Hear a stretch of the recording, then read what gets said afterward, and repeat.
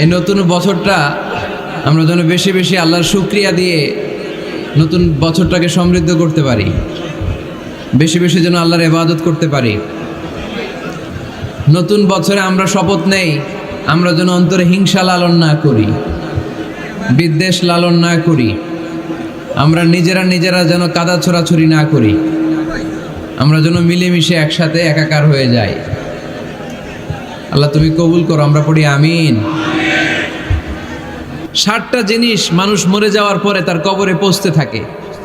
ইন্না মিম্মা ইয়ালহাকুল মুমিন মিন হাসানাতিহি বা'দা মাউতিহি, মানুষ মরে যাওয়ার পরেও যে 60টা জিনিস তার কবরে পৌঁছায় তার মধ্যে একটা হচ্ছে মসজিদান বানাহু, সে যে মসজিদ বানিয়ে গিয়েছে ওই মসজিদের সওয়াব। সুবহানাল্লাহ পড়েন।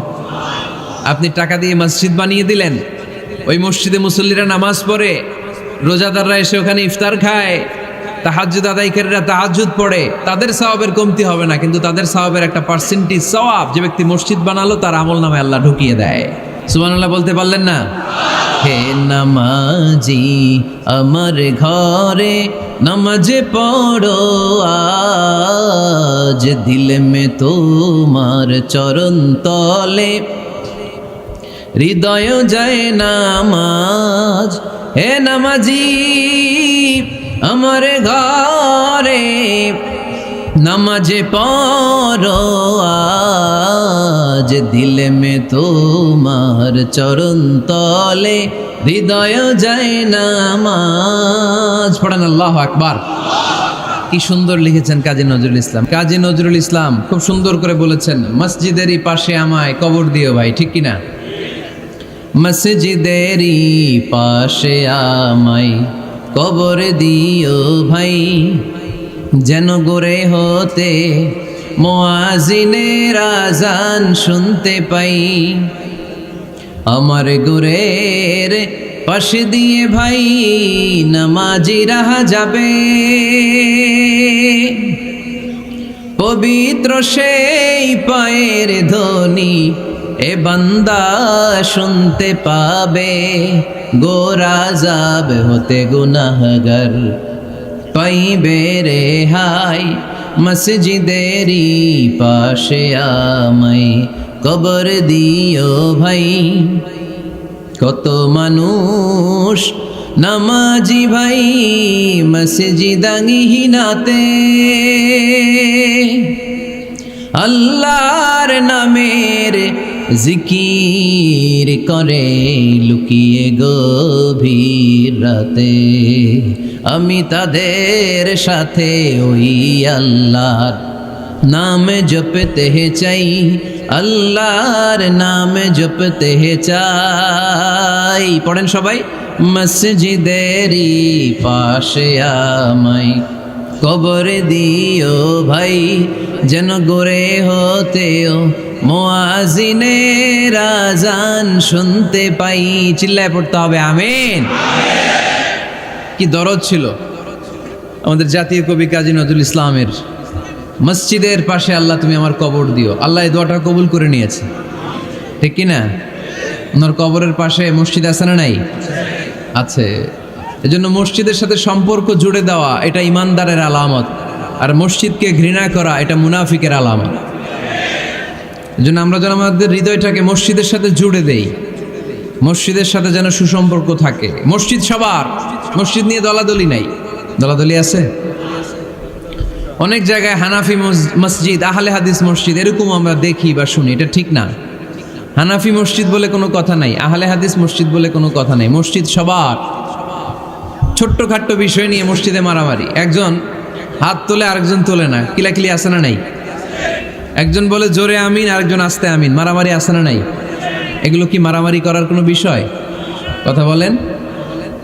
সালাতে ফরজ আছে, ওয়াজিব আছে, সুন্নাহ আছে। খেয়াল করে বুঝবেন, ফরজ যদি নষ্ট হয় সালাত ভঙ্গ হয়, you have to repeat your সালাত। ওয়াজিব নষ্ট হলে সালাত ভঙ্গ হয় না, নতুন করে পড়া লাগে না, সেজদায় সাহু দিলেই সালাত আদায় হয়ে যায়। আর সুন্নাহ নষ্ট হলে নামাজ নষ্টও হয় না, নতুন করে পড়াও লাগে না, সৌ সেজদাও লাগে না, নামাজ আদায় হয়ে যায়। সুন্নাহ নষ্ট হলে, এই যে হাত তোলা না তোলা এটা সুন্নাহ, আমিন জোরে বলা না বলা এটা কি সুন্নাহ। যেটা কোনো কারণে কেউ না করলেও তার নামাজ কবুল করে নিবে কে? আর এই সব সুন্নত লই আঙ্গ দেশে গিলাগিলি, মৌলভীবাজারে মাশাআল্লাহ এগুলা নাই, এখানেও আছে। এগুলোর অবসান ঘটুক, আমরা চাই কি চাই না? আর কত এই ছোটখাটো বিষয় নিয়ে আমরা এই বিভেদের প্রাচীর আর দেয়ালকে উঁচু করব আমাদের মাঝখানে? কবে আমরা ঐক্যের সিন্ডিকেট করব? কবে? আর কবে সাদা মনের মানুষ হব? কবে? আর কত? অনেক হয়েছে, আর না, এবার থামেন। বিভেদের প্রাচীরকে ভেঙে চুড়িয়ে দেন। ঐক্যের এমন সিন্ডিকেট করতে হবে যাতে কোনো অপশক্তি এই ঐক্যকে ভাঙতে না পারে, বানচাল করতে না পারে। চিল্লায় বলেন ঠিক কিনা? এজন্য মিউচুয়াল রেসপেক্টের দরকার, পারস্পরিক শ্রদ্ধাবোধ সব ক্ষেত্রে, রাজনীতিতে, সামাজিক অ্যাক্টিভিটিসে আমাদের আলেম ওলামাদের মধ্যে পারস্পরিক শ্রদ্ধাবোধের দরকার, মিউচুয়াল রেসপেক্ট। কেউ কাউরে রেসপেক্ট করে না, আমি যেটা বুঝছি এটাই সব, বাকি সব হারাম, এরকম বলে না অনেকে? এরকম যেন না করি। তাহলে মসজিদ সবার, মসজিদ আল্লাহর হাবিব সাল্লাল্লাহু আলাইহি ওয়াসাল্লাম খ্রিস্টানদেরকে মসজিদে ঢুকতে দিয়েছেন, আর আমরা মুসলমান ভাইয়ের জন্য মসজিদে তালা ঝুলাই দেই, আছে না নাই? আল্লাহর হাবিব সাল্লাল্লাহু আলাইহি ওয়াসাল্লাম কোথাও গেলেই প্রথমে মসজিদ বানাতেন। কি বানাতেন? মসজিদ বানাতেন। মক্কা থেকে হিজরত করে মদিনায় আসলেন, কোবায় থাকলেন কয়েক সপ্তাহ। কোবা পল্লীতে তিনি মসজিদ বানালেন, মসজিদ কোবা। ওখানে প্রতি শনিবার কেউ যদি অজু করে ওখানে যে 2 রাকাত নামাজ পড়ে, একটা কবুল উমরার সওয়াব আল্লাহ তাআলা তার আমলনামায় দিয়ে দেয়। মসজিদে কোবা বানালেন। তারপরে মদিনায় এসে মসজিদে নববী বানালেন আল্লাহর হাবিব সাল্লাল্লাহু আলাইহি ওয়াসাল্লাম, মসজিদে নববী। এটা ছিল আল্লাহ রাসূল সাল্লাল্লাহু আলাইহি ওয়াসাল্লামের বৈশিষ্ট্য। কোথাও গেলেই তিনি মসজিদ বানাতেন, মসজিদে নববী। হায় রে, এখন তো কত সুন্দর মসজিদ আমরা দেখি, আমরা যে সালাত পড়ি। আল্লাহর হাবিব সাল্লাল্লাহু আলাইহি সাল্লামের সময় মসজিদে নববী কি এরকম ছিল? কথা বলেন। ফ্লোর ছিল বালুর ফ্লোর। কিসের ফ্লোর? আমাদের মসজিদের ফ্লোর কিসের? টাইলস। আর আল্লাহ রাসূল সাল্লাল্লাহু আলাইহি ওয়াসাল্লামের মসজিদে নববীর ফ্লোর কিসের? কথা বলে না তো, আওয়াজ করে উত্তর দেন না কেন? কষ্ট হচ্ছে? দুপুরে খাইছেন না সবাই? কেন খান নাই কেন? রোজা রাখছিলেন? হ্যাঁ, ফজর বাদে আইছি। আচ্ছা ঠিক আছে, ঠিক আছে। আচ্ছা আচ্ছা, সাউন্ড নাই, কথা শোনা যায় না? তো এইটা শুনলা কেমনে? জিজ্ঞেস করলাম কথা শোনা যায় না, কয় না। তো এটা শুনলা কি করে?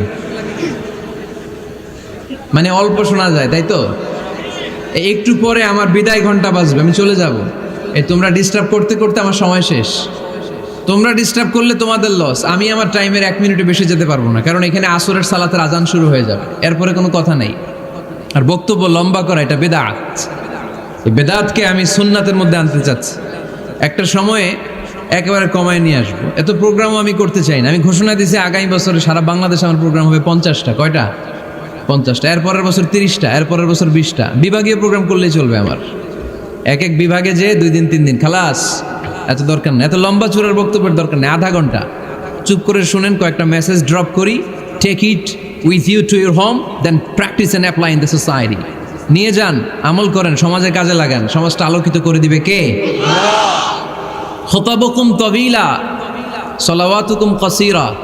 আল্লাহর হাবিব সাল্লাল্লাহু আলাইহি ওয়াসাল্লাম বললেন, কিয়ামতের একটা আলামত, কিয়ামতের আগে তোমাদের বক্তব্য হয়ে যাবে লম্বা, সালাত হয়ে যাবে খাটো। সালাতের পরে তাসবিহ পড়তে চায় না লোকজন, ব্যস্ত, মহা ব্যস্ত, সুপার বিজি। কোত্থেকে আসলে এই ব্যস্ততা?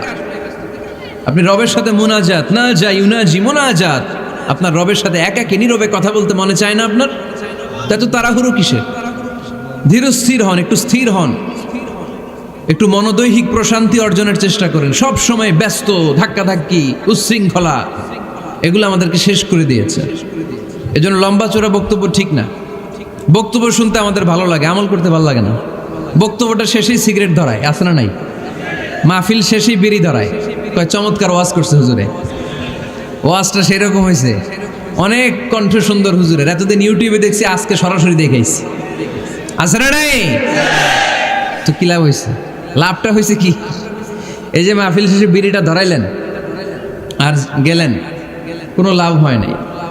এগুলো থেকে বেরিয়ে আসতে হবে। বছরের পর বছর আমাদেরকে শেখানো হয়েছে একভাবে, কেউ এই পরিবর্তনের আওয়াজ তোলে নাই। আওয়াজ আপনাকে তুলতে হবে। আওয়াজ তোলার জন্য এত মানুষ লাগে না, আপনি একাই যথেষ্ট। আপনি দাঁড়ান না সামনে, দেখবেন আপনার সামনে কেউ টিকে থাকতে পারবে না, ঠিক কিনা? কিন্তু আপনার শক্ত সিদ্ধান্ত লাগবে, পরিবর্তনের জন্য শক্ত মানসিকতা লাগবে যে আমি পরিবর্তন করতে চাই। We have to change. যুগ জামানা পাল্টে দিতে চাই না অনেকজন, এক মানুষই আনতে পারে জাতির জাগরণ। এক মানুষই বিপদকালে বাঁচায় কাফেলায়, ক্ষুদ্র ডিঙ্গি বাঁচায় জাহাজ অসীম দরিয়ায়। এজন্য আপনার শক্ত সিদ্ধান্ত পারে আপনার মৌলভীবাজারটাকে দেশের শ্রেষ্ঠ জেলা, শ্রেষ্ঠ থানা হিসেবে আল্লাহর কাছে কবুল করতে, ঠিক কিনা? এজন্য লম্বা চূড়া আলোচনা ঠিক না, ছোটখাটো অল্প কয়েকটা মেসেজ নিয়ে যেতে পারলেই that's enough. One of the minor sign before the day of judgment, your Islamic lectures will be very longer and your salah 5 times a day will be shorter. কিয়ামতের আগে বক্তব্য লম্বা, নামাজ খাটো, তাসবিহ পড়ে না, ব্যস্ত, মহাব্যস্ত। এই মহাব্যস্ততা ছাড়েন, কোরআন সুন্নাহর দিকে ফিরে আসেন। বরকত দিবে কে? বিশ্বনবীর মসজিদে নববীর ফ্লোর বালুর ফ্লোর ছিল, আমাদের ফ্লোর টাইলস। আল্লাহর হাবিব সাল্লাল্লাহু আলাইহি ওয়াসাল্লামের মসজিদে বালি নিচে, এই বালিতেই নামাজ পড়তেন। বৃষ্টি হলে কাদামাটি হয়ে যেত, কাদামাটিতেই সেজদা করতেন। সেজদা করলে কাদার মাটি আল্লাহর হাবিব সাল্লাল্লাহু আলাইহি ওয়াসাল্লামের নাকে আর কপালে লেগে যেত। তিনি সালাম ফিরিয়ে সাহাবাদের দিকে মুখ ফিরিয়ে বসলে দেখতেন প্রতিটা সাহাবীর নাকে আর কপালে কাদার মাটি মিশে আছে। তার মানে প্রিয় নবী সাল্লাল্লাহু আলাইহি ওয়াসাল্লামের মসজিদে নববী ছিল কাঁচা, কিন্তু মুসল্লি ছিল পাকা। আমাদের মসজিদগুলা হয়েছে পাকা, কিন্তু মুসল্লি কাঁচা, ঠিক কিনা? ফজরের সালাতে মানুষ নাই।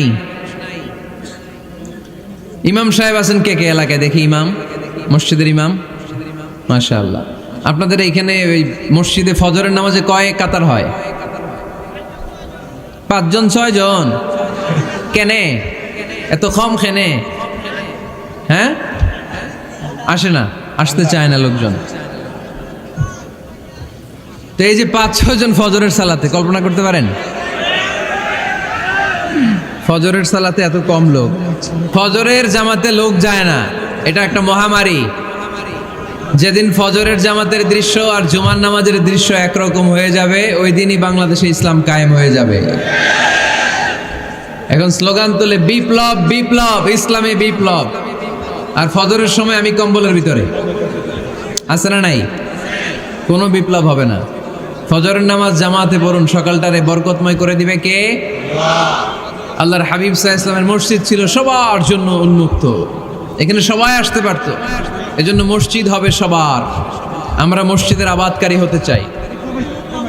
এজন্য রাব্বুল আলামিন বলেন, ইন্নামা ইয়া'মুরু মাসাজিদাল্লাহি মান আমানা বিল্লাহি ওয়াল ইয়াউমিল আখির وأقام الصلاة وآتى الزكاة ولم يخش إلا الله فعسى أولئك أن يكونوا من المهتدين سبحان الله পড়েন। রব্বুল আলামিন বললেন মসজিদের আবাদকারী হবে তারা যারা আল্লাহর প্রতি ঈমান আনে, আখিরাতের প্রতি ঈমান আনে, যারা সালাত কায়েম করে, যারা যাকাত আদায় করে, যারা দুনিয়ার কাউকে ভয় পায় না, ভয় পায় একজনকে। চিল্লায় বলেন তিনি কে? যাদের হৃদয়ে আছে আল্লাহর ভয়, তারা কবু পথ ভুলে যায় না। আল্লাহর প্রেম ছাড়া এই দুনিয়া কারো কাছে কোনো কিছু চায় না, ঠিক কিনা?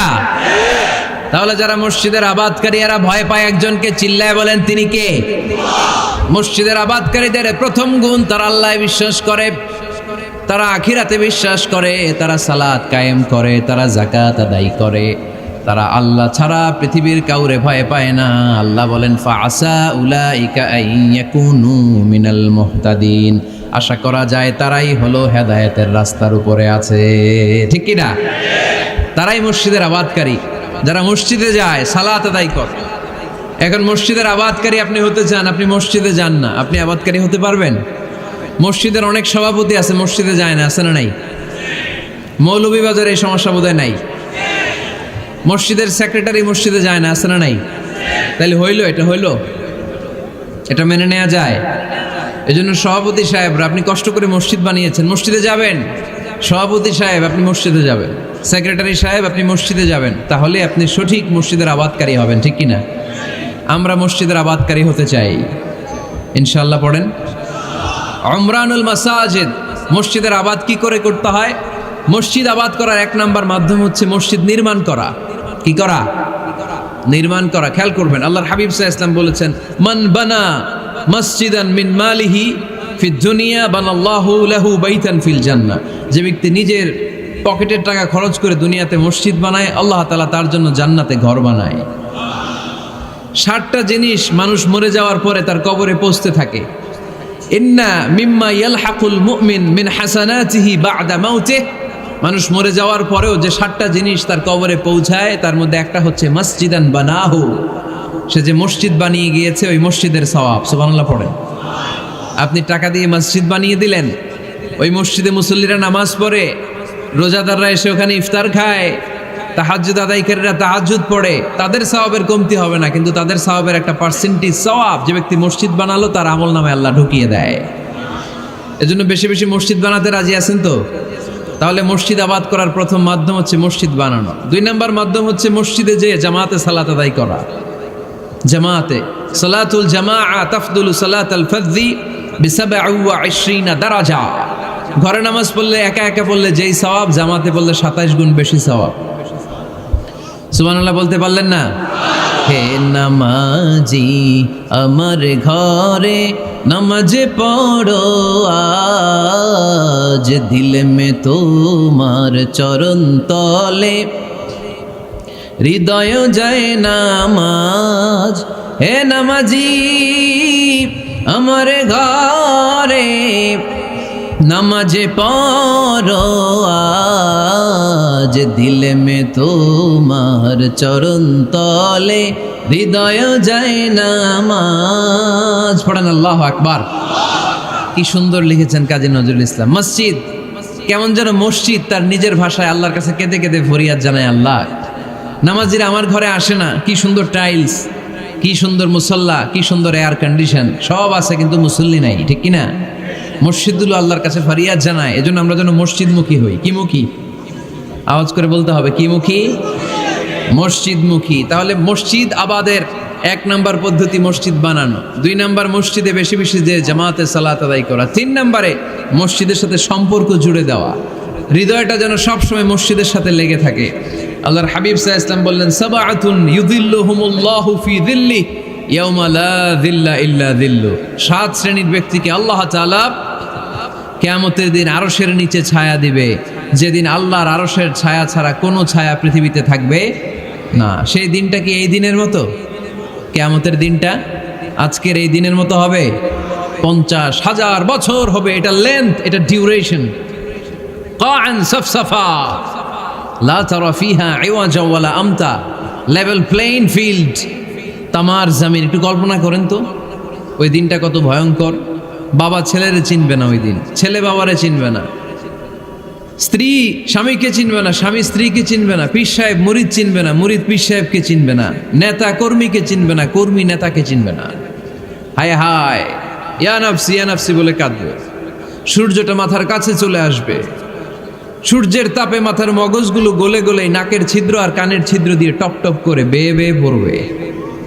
তৃষ্ণায় মানুষগুলো পাগল পাড়া, জিহ্বাটা বের হয়ে নাভি পর্যন্ত ঝুলতে থাকবে। সেদিন সবাই পাগলের মতো ছুটতে থাকবে, কোনো ছায়া নাই আল্লাহর আরশের ছায়া ছাড়া।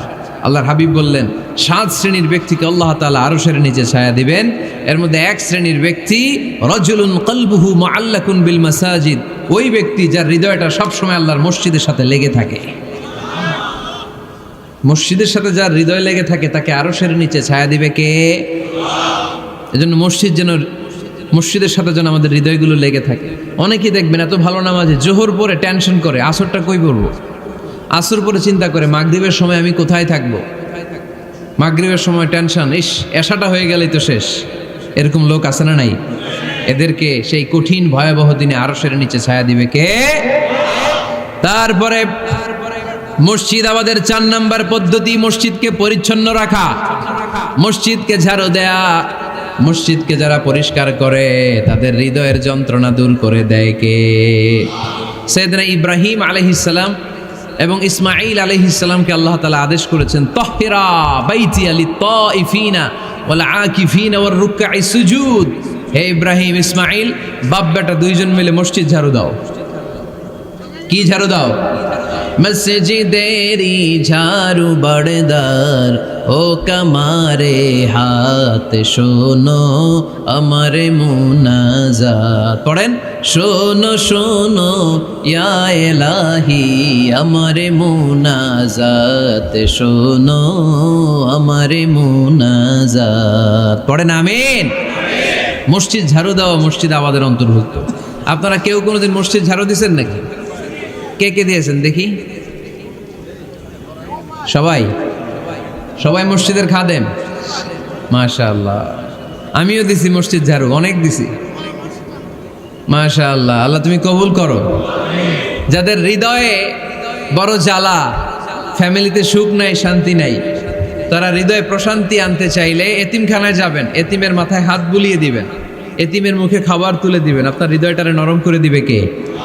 আল্লাহর ঘর মসজিদে যাবেন, নিজ হাতে মসজিদটারে একটু পরিষ্কার করে দিবেন, আপনার জীবনটারে উজালা করে দিবে কে? তাহলে এগুলো করার মাধ্যমে আমরা মসজিদের আবাদ করতে চাই। আমরা মসজিদের আবাদকারী হতে চাই কি চাই না? আল্লাহর ঘর মসজিদ আবাদ করার মতো শ্রেষ্ঠ কাজ পৃথিবীতে হতে পারে না। এই মসজিদের কিছু আদব আছে, আল্লাহ রাসূল সাল্লাল্লাহু আলাইহি ওয়াসাল্লাম বলেছেন এই আদবগুলো মেনটেন করে যেন আল্লাহর ঘর মসজিদের সাথে আমরা ব্যবহার করি। মসজিদের 1 নম্বর আদব হচ্ছে মসজিদে ওযুর সাথে প্রবেশ করা। কিসের সাথে? ওযু করে পরিচ্ছন্ন হয়ে মসজিদে প্রবেশ করা। এজন্য অপবিত্র অবস্থায় গোসল ফরজ, এরকম অবস্থায় মসজিদে ঢোকা যাবে? কথা বলেন, ঢোকা যায়? যেই নারীদের মাসিক চলতেছে, মেনস্ট্রুয়েশনাল পিরিয়ড চলতেছে, ওই নারীদের পক্ষে মসজিদে ঢোকা জায়েজ আছে? নাই। তাহলে এটা হলো 1 নম্বর আদব। মসজিদে ঢোকার সময় কি করে ঢুকবো? ওযু করে। আওয়াজ করে বলেন, কি করে ঢুকবো? ওযু করে। 2 নম্বর আদব হচ্ছে মসজিদে যাওয়ার সময় সবচেয়ে ভালো জামাটা পরে যাব, সবচেয়ে ভালো পাঞ্জাবিটা পরে যাব। জান তো আপনারা? না সবচেয়ে সিরাটা পরে যান? হ্যাঁ, অনেকের নামাজের জন্য একটা পুরান জামা আছে, সিরা পাড়া, এদিকে হাত উঠাইলে দিতে দেখা যায়, আছে না নাই? সবচেয়ে সিরা পাড়াটা রাখে নামাজের জন্য, কপাল পোড়া। আর সুন্নাতে খাতনার অনুষ্ঠানে গেলে মাশাআল্লাহ লেহেঙ্গা গায়ে দেওয়া যায়, আছে না নাই? না, আপনি ইবাদতের জন্য সবচেয়ে সুন্দর জামাটা রাখবেন। এজন্য রাব্বুল আলামিন বলেন, ইয়া বানি আদম খুযু জিনাতাকুম ইনদা কুল্লি মসজিদ। ও বনি আদম, তুমি যখন আল্লাহর ঘর মসজিদে ঢুকবা, ও বনি আদম, তুমি যখন নামাজের মুসল্লায় দাঁড়াবা, তোমার সবচাইতে দামি, সবচাইতে সুন্দর জামাটা গায়ে দিয়ে তুমি নামাজে দাঁড়াও। ঠিক কি না? তাহলে এখন মসজিদে যাওয়ার সময় কি গায়ে দিয়ে যাবেন বলেন? খিতা করবাইন? হ্যাঁ, মাশাআল্লাহ। হ্যাঁ, সবচেয়ে ভালো কাপড়টা আয়রন করে পারফিউম মেখে তারপরে আমরা যাব। রাজি আছেন তো? 3 নম্বর আদব হচ্ছে মসজিদে ঢোকার সময় বাম পা দিয়ে ঢুকতে হয়।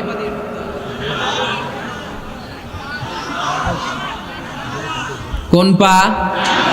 আরো জোরে। এদেরকে গুতা মারা লাগে, নাইলে আওয়াজ বাড়ে না। এরকম ভলিউম টাইট করতে হয়, ভলিউম হাই করলে আর পরে বাড়ে, এমনি বলতে চায় না। আর ঘটনা কি?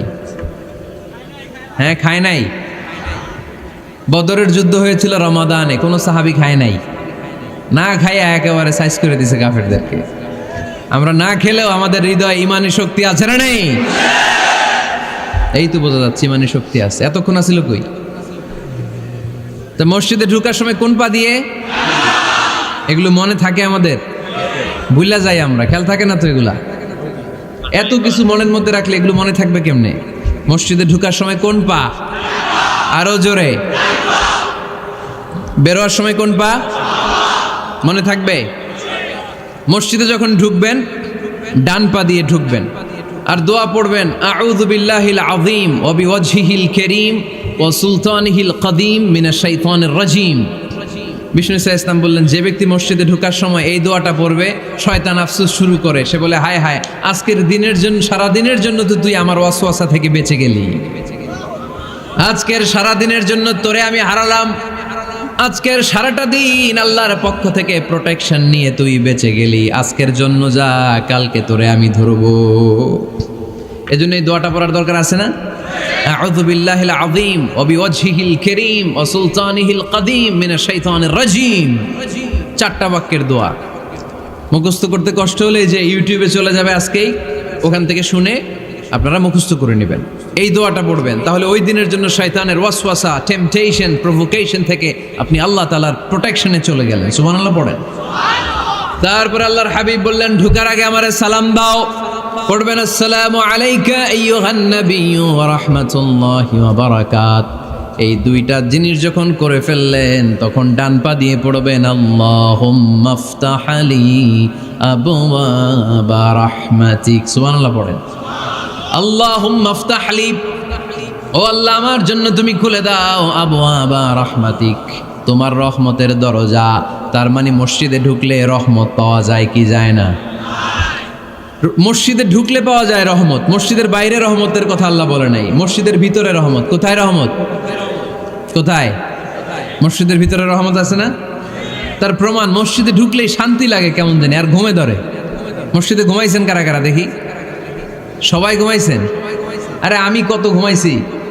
জুমার নামাজের সময় যে কি ঘুম আসে, আসে আসে কমন পড়ছে, একেবারে কমন পড়ে গেছে। ঘুম আসে কারণ রহমত, রহমতের ঝিরি ঝিরি বাড়ি ধারা আল্লাহ তাআলা আরশের উপর থেকে নাজিল করতে থাকে, আর এই রহমতের কারণে হৃদয়টা প্রশান্ত হয়ে যায়, অনেকের ঘুমও চলে আসে, ঠিক কিনা?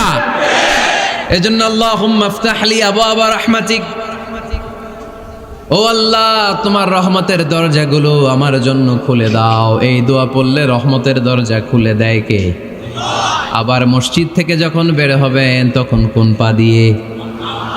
জোরে বলেন।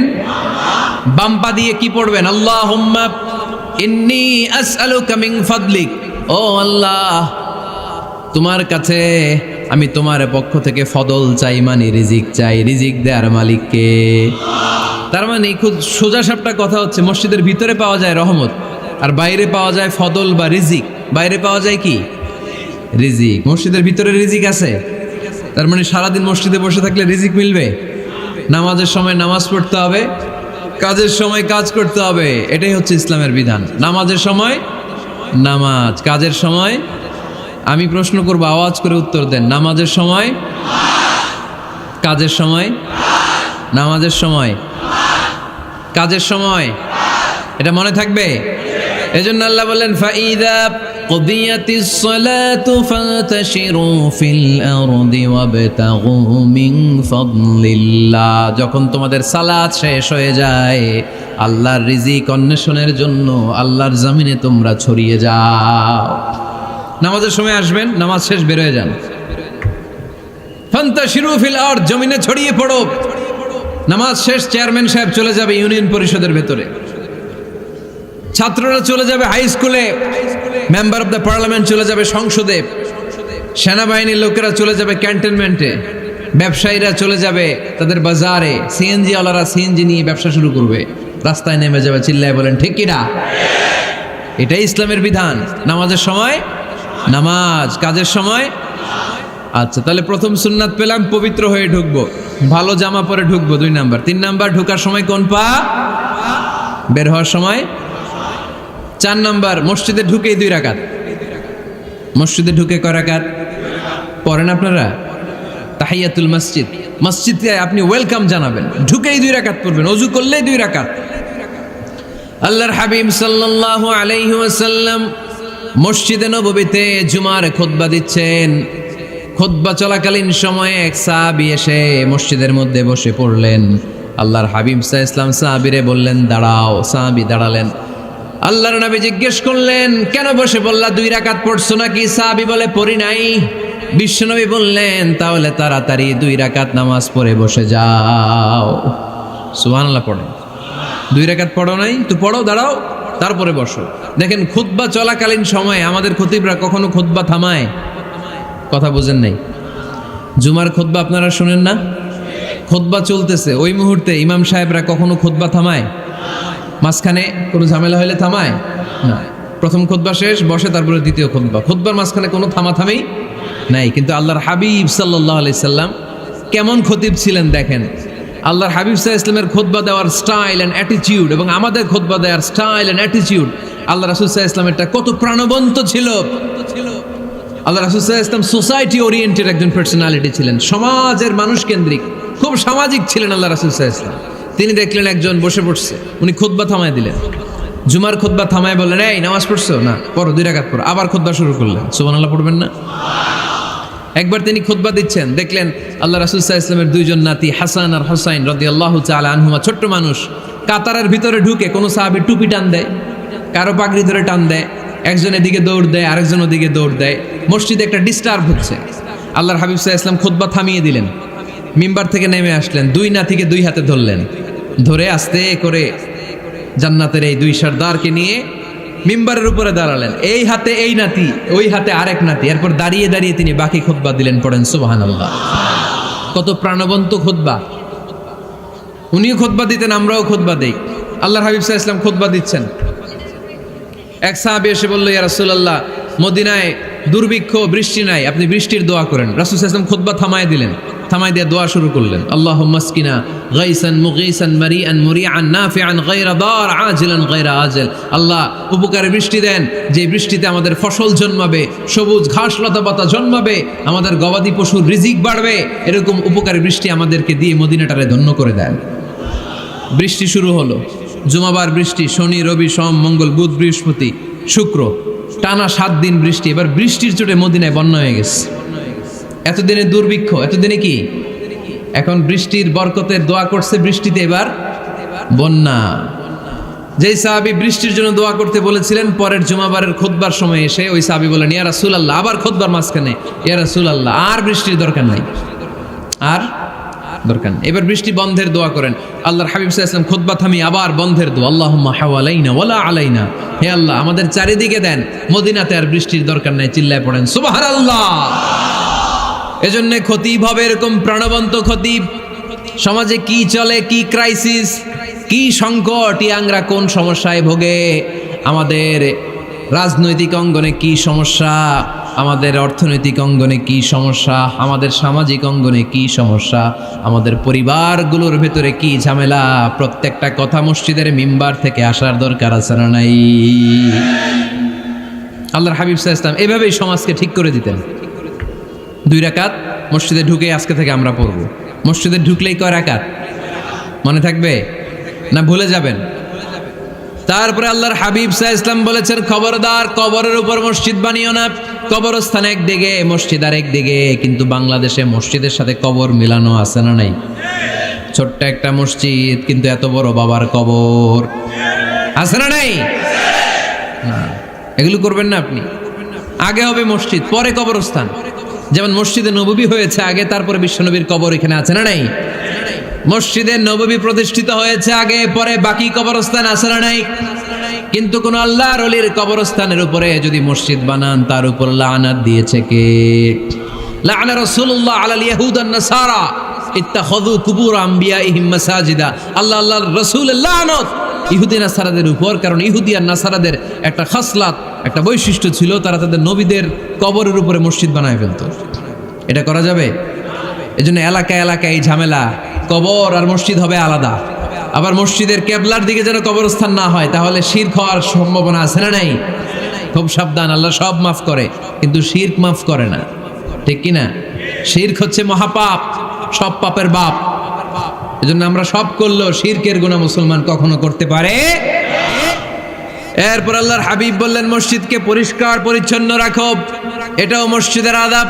মসজিদে আতর লাগিয়ে দেন, বাখুর জ্বালিয়ে দেন। আপনাদের এই এলাকার মধ্যে তো বাখুরের অভাব নাই, আগরের অভাব নাই, ঠিক কিনা? গতকাল প্রোগ্রাম ছিল কই? সুজানগর, আগরের রাজধানী। আগর চিনেননি আপনারা?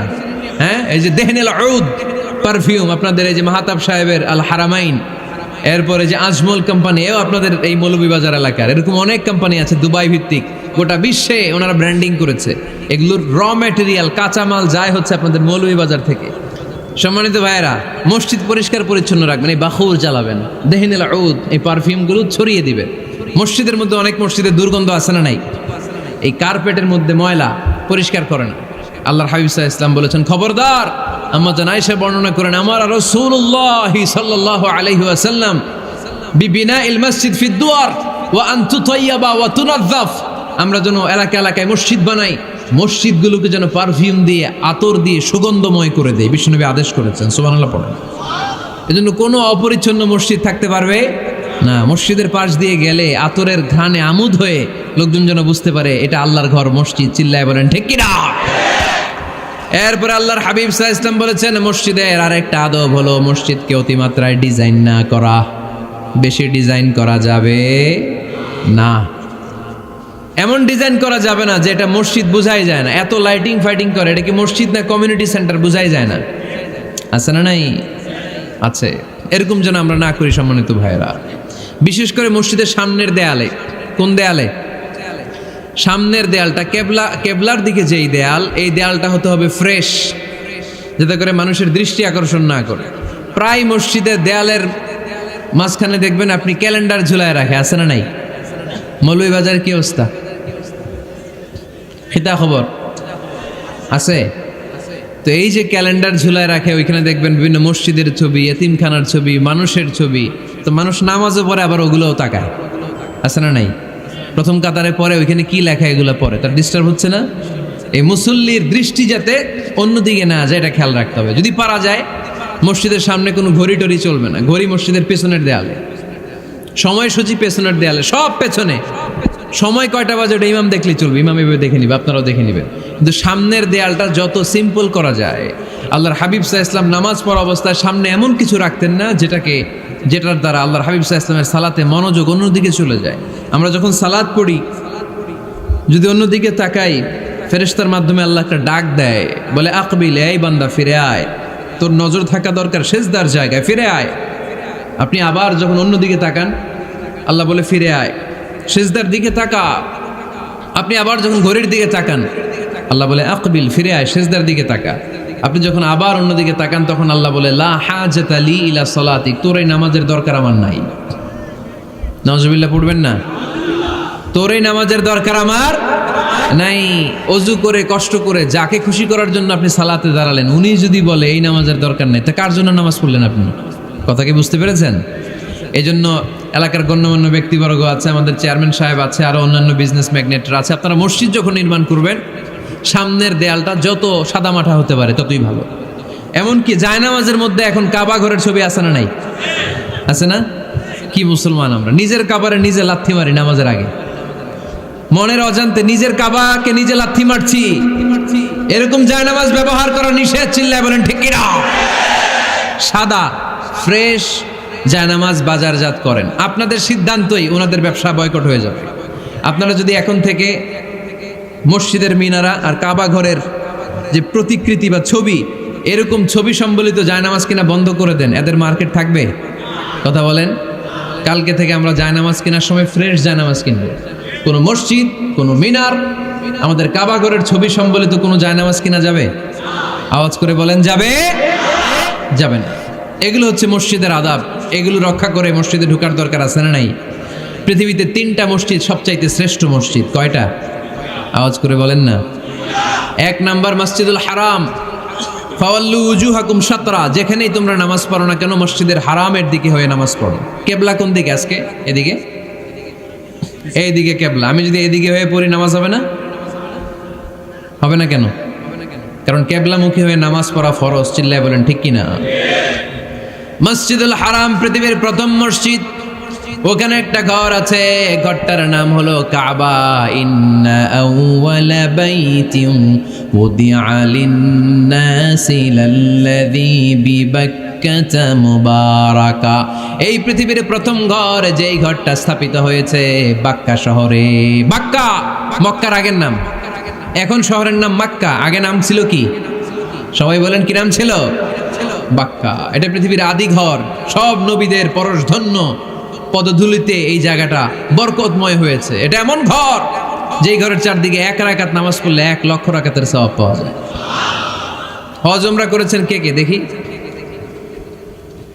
হজ উমরা করেছেন আপনারা না? মাশাআল্লাহ। আমরা যারা করতে পারি নাই, আল্লাহ তাদেরকেও তৌফিক দাও।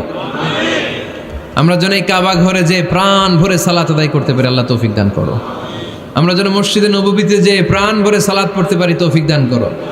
আল্লাহর হাবিব সাল্লাল্লাহু আলাইহি ইসলামের কবরের সামনে দাঁড়িয়ে যেন আমরা প্রাণ খুলে মন প্রাণ উজাড় করে বিশ্বনবী সাল্লাল্লাহু আলাইহি ইসলামকে সালাম দিতে পারি, আল্লাহ তৌফিক দান করো। এই কাবা ঘরকে কেন্দ্র করে প্রতিদিন 100টা রহমত নাজিল হয়। আওয়াজ করে বলেন কয়টা? আল্লাহর হাবিব বললেন প্রতিদিন প্রতিনিয়ত 100টা রহমত নাজিল হতেই থাকে। সিত্তুন আলিত তাইফিন, 60টা রহমত তাদের উপর নাজিল হয় যারা কাবা ঘরের চারদিকে তাওয়াফ করে। আরবাঈন আলিল মুসাল্লিন, বাকি 40টা নাজিল হয় যারা কাবা ঘরের পাশে নামাজ পড়ে। ওয়া 20 আলিন নাযিরিনা ইলাল কাবা, বাকি 20টা রহমত প্রতিনিয়ত নাজিল হয় যারা তাওয়াফ করে না, সালাত আদায় করে না, শুধু কাবার গিলাফের দিকে তাকিয়ে থাকে। কাবার দিকে তাকায় থাকলেই সওয়াব। সুবহানাল্লাহ পড়েন। এক রাকাতে কয় লক্ষ রাকাতের সওয়াব। এজন্য আল্লাহর হাবিব সাল্লাল্লাহু আলাইহি ওয়াসাল্লাম বলেছেন, লা তুশাদ্দুর রিহাল ইল্লা ইলা সালাসাতি মাসাজিদা, স্পেশাল ভার্চিউ এন্ড রিওয়ার্ড, বিশেষ সওয়াবের নিয়তে পৃথিবীর এই 3টা জায়গা ছাড়া কোথাও নিয়ত করে ভ্রমণ করা জায়েজ নাই। এক হচ্ছে মসজিদুল হারাম, 2 হচ্ছে মসজিদ নববী, 3 হচ্ছে মসজিদুল আকসা। এই 3টা মসজিদ ছাড়া পৃথিবীর কোনো মসজিদে নিয়ত করে সফর করা যাবে না, বিশেষ নিয়তে সফর করা যাবে না। যে আমি যদি এই মৌলভীবাজারের জামে মসজিদে যাই বেশি সওয়াব পাওয়া যাবে, এই নিয়তে সফর করা যাবে না। বেশি সওয়াব শুধু এই 3 মসজিদে। মসজিদুল হারামে 1 রাকাতে কত রাকাতের সওয়াব? কথা কয় না, বুঝে নাই বোধহয়। কয় লক্ষ? আর মসজিদে নববীতে 1 রাকাতে 1000 রাকাতের সওয়াব। আরেক বর্ণনায় আছে 50,000, বর্ণনাটা দুর্বল। সহিহ বর্ণনায় এসেছে 1 রাকাতে 1000 রাকাতের সওয়াব। মসজিদুল আকসায় সালাত পড়লে 1 রাকাতে, এক বর্ণনায় এসেছে 250 রাকাতের সওয়াব, আরেক বর্ণনায় এসেছে 500 রাকাতের সওয়াব। এই 3টা মসজিদ ছাড়া যে নামাজ পড়লে বেশি সওয়াব হবে, এই নিয়তে সফর করা যাবে? চিল্লায় বলেন যাবে। তবে মসজিদটা দর্শন করার জন্য যেতে পারবেন। মসজিদটা দেখতে কেমন, এটার ক্যালিওগ্রাফিক্যাল ডিজাইন কেমন, এটার আর্কিটেকচারাল ডিজাইন কেমন, এটার দৃষ্টিনন্দন সৌন্দর্য কেমন, মসজিদটা দেখতে কেমন, দেখতে যেতে পারবেন। কিন্তু বিশেষ সওয়াব রিওয়ার্ড